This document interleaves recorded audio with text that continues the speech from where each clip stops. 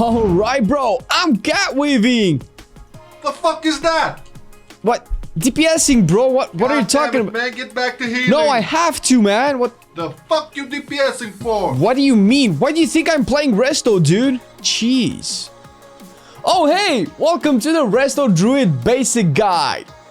Strap onto your seats because in today's video we will talk about the talents, gear, essences, rotation, and more when healing with your Resto Druid. And remember, guys, never ever DPS as a healer, which is very important, almost as important as you hitting that bell thingy notification thingy on our YouTube after you subscribe. Thank you very much, and on to the video.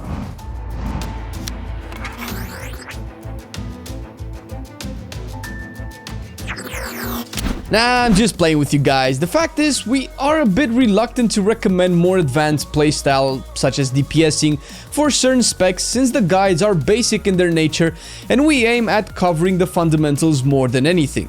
But Resto Druids, and especially in Mythic Plus, have established themselves as part of the meta because they can gear towards and deal very good damage.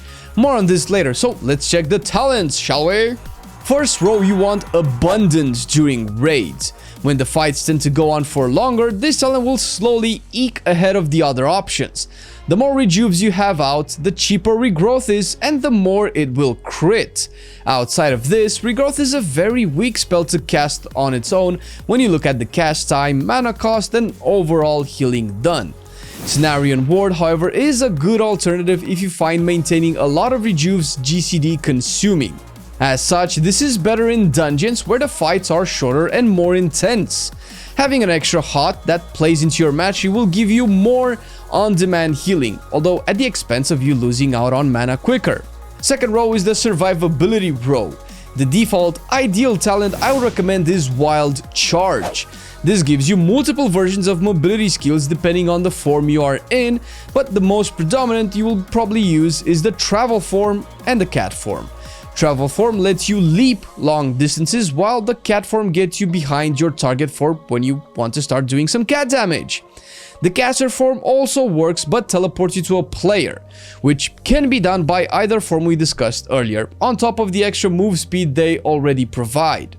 The alternative is Tiger Dash, which is also an amazing skill. It gives you a short, insane burst of speed that lets you get out of stuff super quick, replacing your dash skill with a 45-second cooldown. This is better when you know the encounters and roughly know when you will need it, since you can find yourself in need of mobility and this could be on cooldown.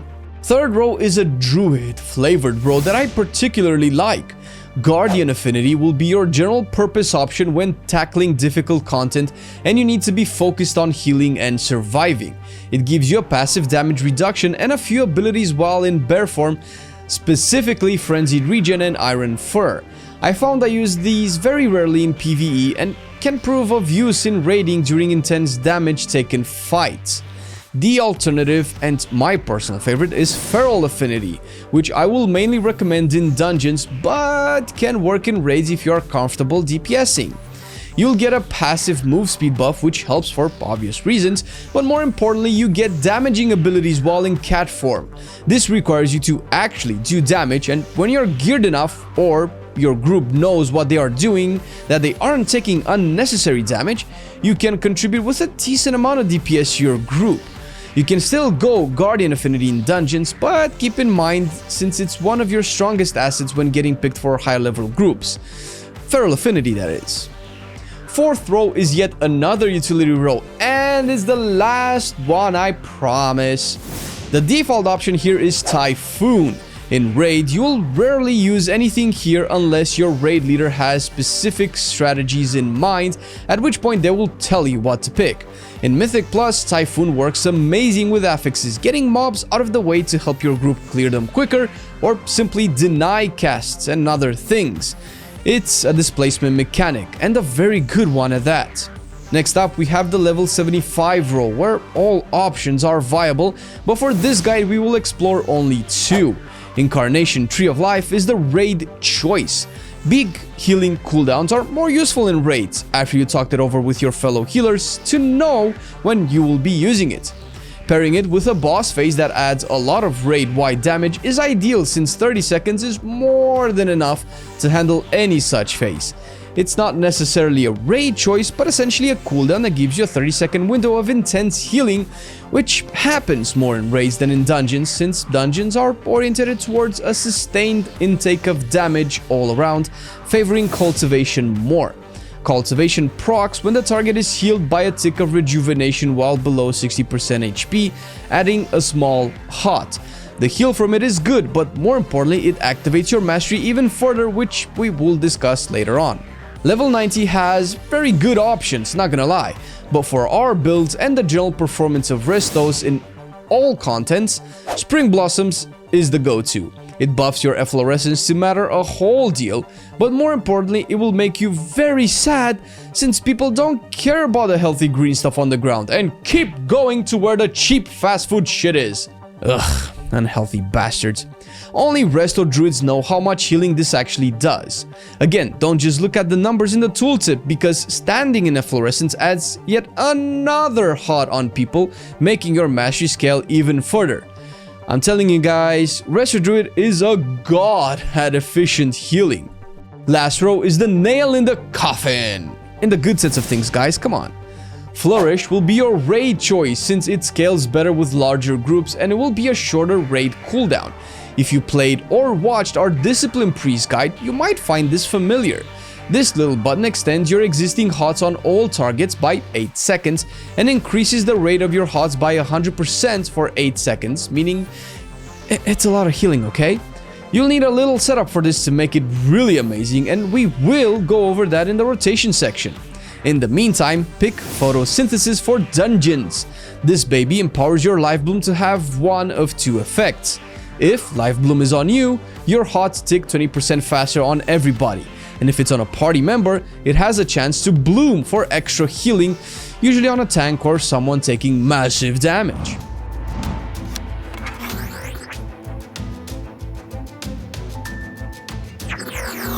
The stats are simple for Resto Druids. Consider all of them good, so never feel bad about your gear. The rule of thumb is that eye level is better than all, obviously, since it has a larger pool of stats, even if they are not the ideal ones. And yes, there is an ideal best stat, but not to the detriment of all others. Mastery is usually the deciding factor between similar gear pieces. Mastery provides more raw healing with each additional hot on your target, making your healing scale and scale and scale, and oh my god, those heals, man! At the expense of you dealing less damage, of course. Both raiding and dungeons have similar stat priorities, going from eye level to mastery and then to haste, which works better in dungeons in most scenarios for faster GCDs, faster hot ticks, and overall more healing crammed into a smaller timed window, whereas in raids you want efficient healing since running out of mana is a larger concern. As such, when choosing trinkets, aim for the stats that either round up your character or are focused on mastery for more raw healing. But of course, you will get a short list of so-called BIS, best in slots. Although BIS lost a bit of meaning over the years, so I prefer calling them top performers.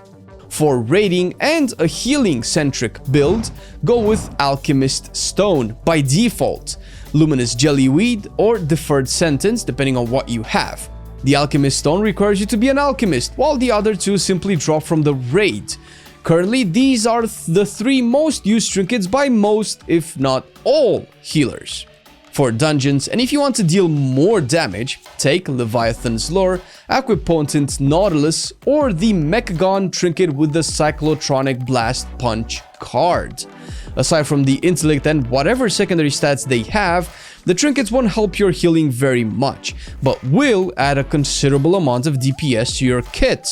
Now, DPSing as a Resto Druid is not mandatory, but it is advisable in Mythic Plus. Raiding, maybe not so much. If you're uncomfortable with it, you can stick with the raiding recommendation for the gear and change only your Feral Affinity to Guardian Affinity and you will do just fine. However, the guide will continue on the basis that the dungeon build will have you DPS whenever possible. As such, the traits can be part of two separate builds. In raids, you want one Lively Spirit, one Autumn Leaves, and one Rampant Growth. Most of your traits will have a specific effect on top of flat healing increase, which is the only part that will stack, and the flat increase in healing is not better than other specific effects. What is better are the generic stat traits like Loyal to the End, provided 4 people in your group have it, Blightborn Infusion, Inside the Pack, and so on. For dungeons or the damage dealing focused build, you can take Growth Tending, stacked as much as possible as you can for those emergency swift mends and the HOTS they leave on the target. High Noon is another one you can stack as much as you can afford, buffing your Sunfire to deal decent AoE damage. Undulating Tides is also a solid option, although stacking it needs to be tested. Most people take only one, but I have seen a few mythic level druids stack it, so it's up to you.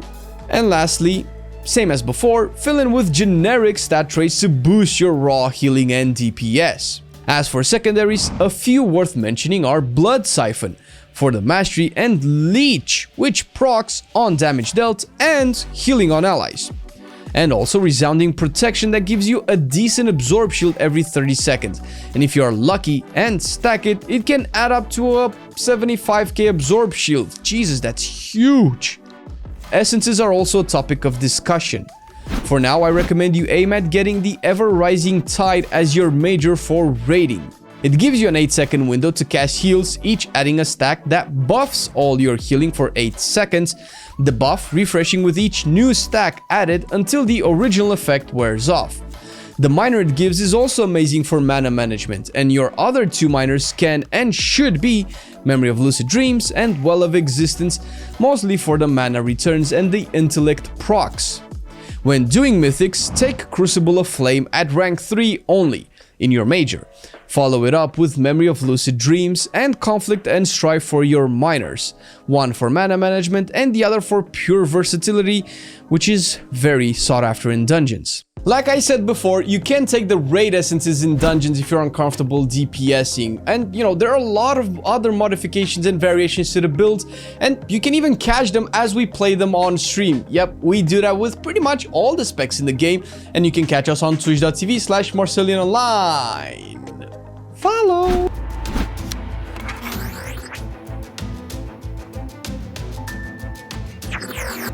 I will not suggest a fixed rotation since there is more to healing than just casting abilities in an order, but I will recommend a few approaches to different situations. When healing a tank or someone that is taking a buttload of damage, you want to keep Life Bloom on them at all times, as well as Rejuvenation. Use Cenarion Ward if you have it talented for any extra healing needed. If that is not enough, use Regrowths if you can afford to cast them, or Swiftment if you need the healing out right now. Use Iron Bark whenever your healing isn't enough, but make sure your targets already have the HOTS on them before applying Iron Bark, and that they are under Efflorescence as well. When healing your raid or your entire party, or generally a large number of people, you want to start by making sure Efflorescence is under them, even if they are inconsiderate jerks moving away all the time. While Growth is next on the priority list and cast it ideally after the damage hits, since the initial heal is the largest. Keep Rejuvenation up on hurt allies about to take damage either from boss mechanics or dungeon affixes. Once the damage intake is too much, fill in with Regrowths and Swiftments to compensate. There's a specific rotation called the Innervate Bomb, named by the Druid community, that you want to do in raids, but can adapt to dungeons as well since the concept is easily translatable. If you know the damage will hit your group in around 6 seconds, cast Innervate. Follow with Efflorescence and spam 5 to 8 rejuvenations depending on your haste levels, and just a bit after the damage hit, cast Wild Growth and Flourish. What this does is apply a lot of HOTS to your raid that will tick for a longer period of time and at double the rate thanks to Flourish, and all of this for no mana at all, thanks to Innervate. Practicing this rotation will boost your healing and help a larger number of people survive a very large portion of incoming damage. The DPS part is not something complex. You want to have Sunfire on your targets, especially with the trait taken, and shift into Cat, use Shred versus one target, and swipe in AoE to build combo points. Spend those combo points on Rip if they will live long enough, or Bite otherwise. Your energy regen won't allow you to stay in Cat for too long, so you can always pop out, put some HOTS on your group, and pop back in. Considering the fact that the damage dealt this way doesn't cost mana, while you actually regenerate mana while in a different form.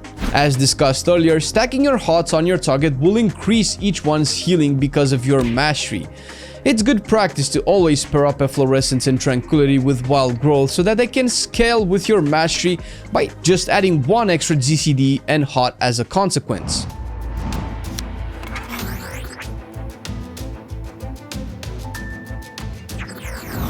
Resto is pretty flexible with stats, but then again, telling you to get whatever wouldn't make this much of a guide, so I will stick with Mastery as the major deciding factor. Take a Chord of Mastery for your ring enchants, while your sockets should have first a Leviathan's Eye of Intellect, then a Kraken's Eye of Intellect, since they can stack, and Masterful Sea Current gem in what is left. The weapon is fairly simple. Machinist's Brilliance is the go-to for pretty much everything you'll ever do and ever need as a healer. Get your drink on with the Greater Flask of Endless Fathoms and Superior Battle Potion of Intellect if you have an intense healing phase. Always keep replenishment potions for mana issues though, since it's a good practice to get into the habit of doing. Lastly, the food buff will be feasts, mostly in raids. Haven't seen people do it in dungeons, but then again, I am a poor bastard, so you can sub it with Abyssal Fried Risole if you're also a poor bastard. Most of this was made possible with the resources taken from the Dreamgrove Discord community and the questionably epic website. If you want to go more in depth with your druid healer, I highly recommend checking them out. Questionably Epic has a nice trinket tool that can tell you how much healing and DPS each provides. And a special shout out to Kona for all of the help he provided while making this guide very consistent and very true to its nature. Thank you, man, very much. And you can check Kona at his Twitch, twitch.tv/KONAHH. Yeah, I think I got that right. It's probably on the screen already. And also a major thank you to our Patreons. Guys, you support us time and time again, and if it's not obvious already, we really appreciate it, guys. I know we sound like a broken record, but really, we couldn't be here without you guys. And maybe Resto Druid is not up to your speed, and we already have a couple of other healer guides that you can check up on our channel, so feel free to browse our class guide playlist. Thank you very much for watching the video, have a good one, and see you next time.